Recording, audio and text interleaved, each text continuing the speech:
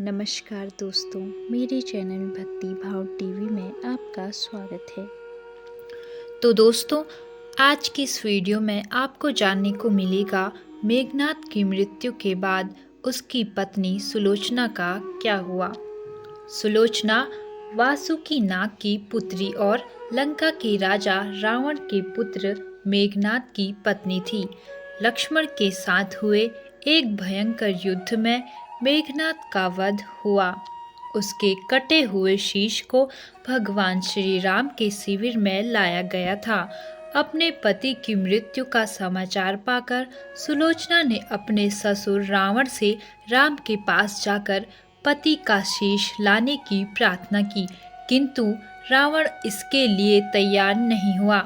उसने सुलोचना से कहा कि वह स्वयं राम के पास जाकर मेघनाद का शीश ले आए, क्योंकि राम पुरुषोत्तम हैं, इसीलिए उनके पास जाने में तुम्हें किसी भी प्रकार का भय नहीं करना चाहिए। रावण के महापराक्रमी पुत्र मेघनाद का वध करने की प्रतिज्ञा लेकर लक्ष्मण जिस समय युद्ध भूमि में जाने के लिए प्रस्तुत हुए, तब राम उनसे कहते हैं, लक्ष्मण, रण में जाकर तुम अपनी वीरता और रण कौशल से रावण पुत्र मेघनाद का वध कर दोगे, इसमें मुझे कोई संदेह नहीं है। परंतु एक बात का विशेष ध्यान रखना कि मेघनाद का मस्तक भूमि पर कदापि नहीं गिरना चाहिए, क्योंकि मेघनाद एक नारी व्रत का पालक है और उसकी पत्नी परम पतिव्रता है। ऐसे साध्वी की पति का मस्तक अगर पृथ्वी पर गिर पड़ा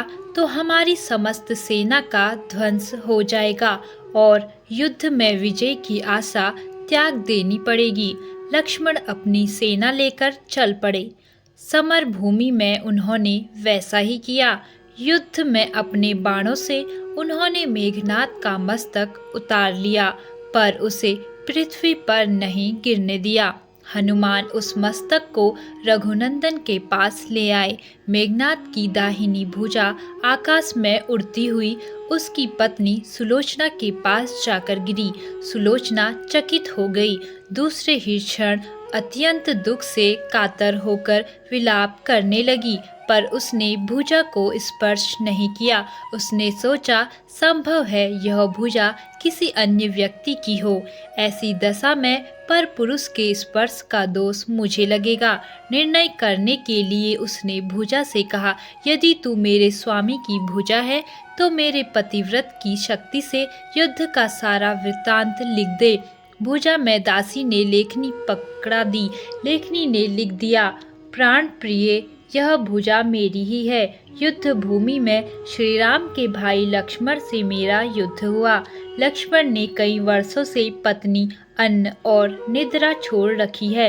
वे तेजस्वी तथा समस्त दैवी गुणों से संपन्न हैं।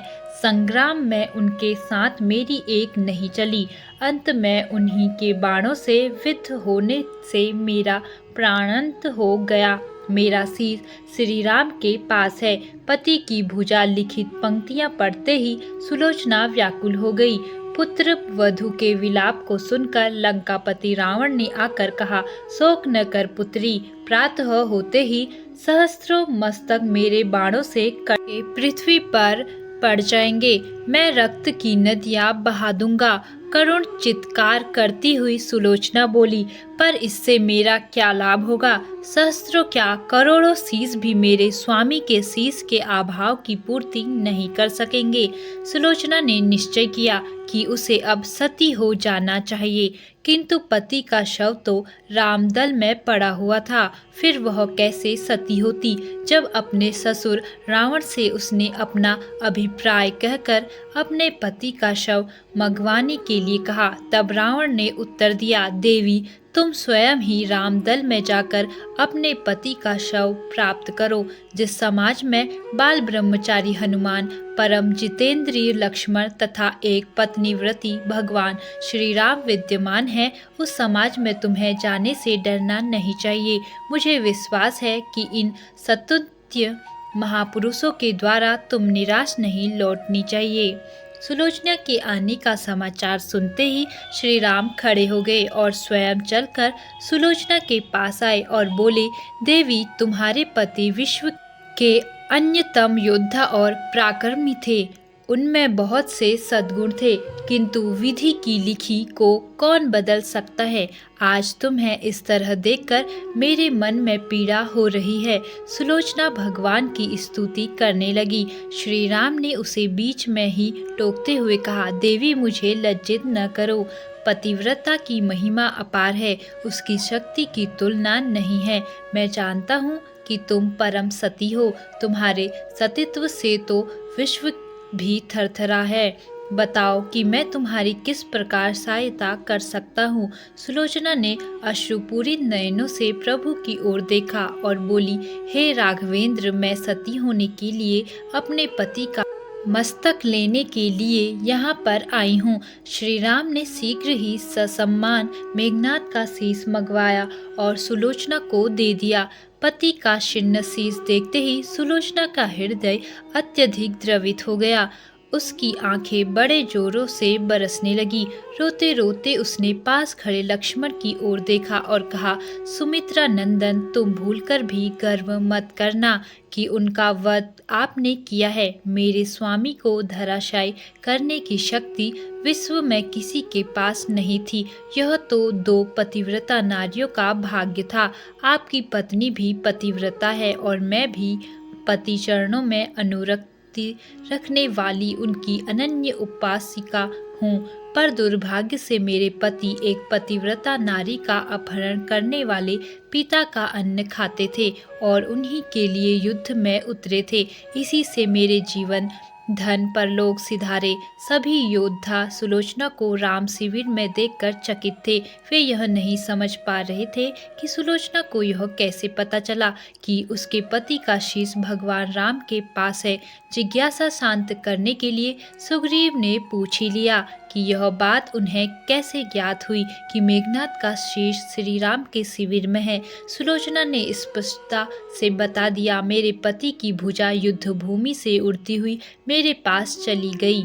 उसी ने लिखकर मुझे बता दिया।